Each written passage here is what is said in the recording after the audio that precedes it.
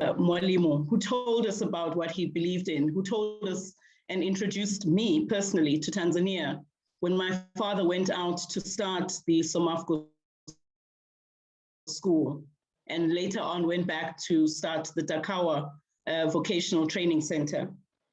His values for peaceful change, social equality, racial harmony, rejection of ethnic discrimination, and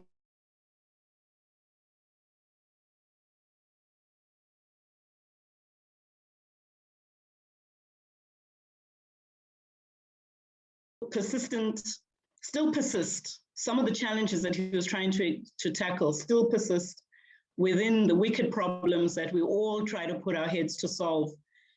Centuries, it's almost decades after he actually articulated what the issues were. We still try to grapple with those issues.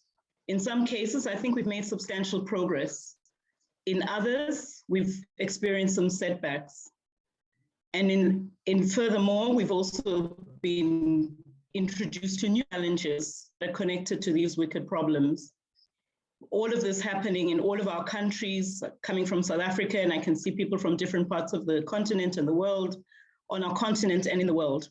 However, the lessons learned from that experience confirm the fact that the fundamentals that are needed that need to be addressed to achieve a society free from discrimination were actually embodied in the words of Mwalimu Nyerer in his early life and in his professional life. I never met him personally, obviously, but I came from a country that I have visited on very many occasions, and I've lived it at different times of my life and for different reasons. My first experience was very brief. It was in November 1978. I was on my way to Bulgaria to take up a scholarship in agricultural studies, in agricultural engineering studies. And essentially, we arrived at the airport, went into, I think it was somewhere near Muhimbili Hospital, kind of freshened up. It was really hot. First experience of that humid heat. And then a little bit of an experience in Kariakor Market, had samosas and that amazing ice cream, which I still think, apart from the Cuban ice cream, is the best one that I've had in the world. And experienced Tanzania literally overnight because we departed the following evening. My second experience was on my way back from Bulgaria, where I actually landed, and it was an unfortunate time because Tanzania was grieving the loss of its prime minister just then. And basically we drove through to Morogoro, where I worked for almost 2 years at the Mazimbu project as the assistant horticulturalist. It was an exciting time because I came into Tanzania from Bulgaria, a little bit of arrogance about the fact that I now had a master's degree. I had a deep appreciation for multiculturalism, which Nyerer believed in. And I was on the lookout for my friends who I had met in Bulgaria, Tanzanian women of amazing character, who had taught me a couple of new lingual words, shikamo, the essence of respect when you greet, and also just came with a deep connection that I believe I now realize for the love of rural areas and for a passion for agriculture. And I think additionally, I had a skill that I have since tried to apply to move the peasants that Mwalimu spoke about in the video into being people who can use the natural resources of our lands for agriculture, for food security, for development, and for economic prosperity. I went in to apply those skills, I suppose, again, linked to the vision of a Pan African continent, and was part of the transitioning of the OAU into the AU, and specifically contributed to the development of what is now known as the Comprehensive African Agricultural Development Plan, which is a blueprint for agricultural development in the continent. And I supported the creation of what is called the Forum for African Agricultural Research, which is again an effort by Africans to demonstrate their own ability to drive the African agricultural research agenda. So I stand proud, and like I say, I did not meet Mwalimu, but I think I kind of live his values. I've made additional trips to Tanzania, one for learning, a couple of times for learning and development, twice to Arusha, to the Asami Institute, the Eastern Southern African Management Institute for Leadership Development. One was a specially crafted program for South Africans, where besides, whenever we could run away from Asami, we went into Arusha and literally got to know the town, all the little corners of the town, so social integration. And the second was specifically a program targeted at women's leadership. And there I had the honor of meeting, first of all, being led by two amazing women from East Africa, but also I met a lot of women from around the continent who were all at different levels of their leadership journeys. What we did as a collective, almost memorable for us all, was we trained together and we actually managed in the course of the 2 months that we were there to summit to the first level of Mount Kilimanjaro.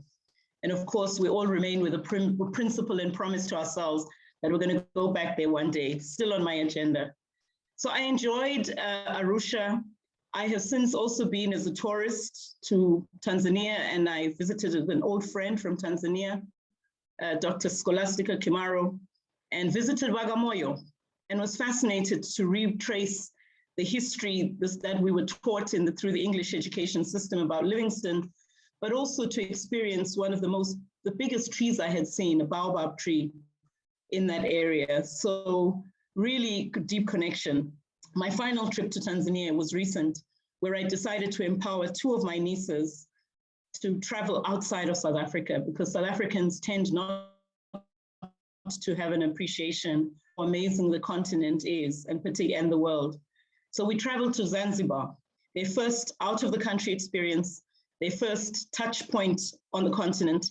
And it was a memorable 14 days that we spent with them, educating them, going through Zanzibar, going through the history of Zanzibar, Tanzania, and just having an appreciation for the peacefulness that you always experience when you go into Tanzania.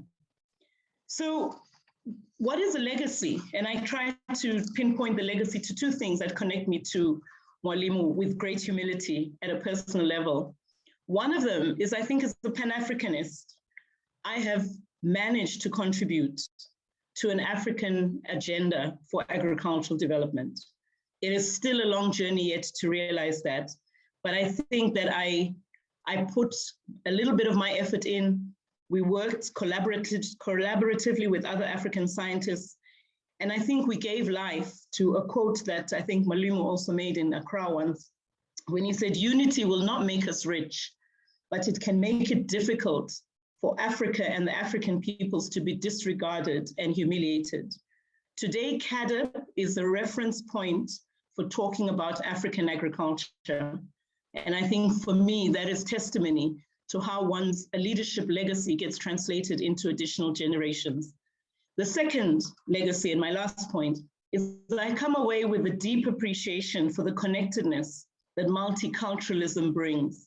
I consider myself a South African-born internationalist. And yet I think I have reached a level of maturity now where I understand that in order to achieve this, one needs to have clear thinking and clear listening, good listener leadership, articulate leaders, and leaders who bring constructive contributions at every level of society into the development agenda and process. And also leaders who can make tough calls in the interest of current and future generations. So they must not be people pleasers. They must actually be quite intentional about what kind of a legacy they want to leave, what they want to change at the time at which they have the power to do it. So thank you very much for including me in this conversation. It was great to listen to Kenneth, and I'm looking forward to listening to the other panelists and input people. And I mean, what can we do? We're more than three, we're several decades.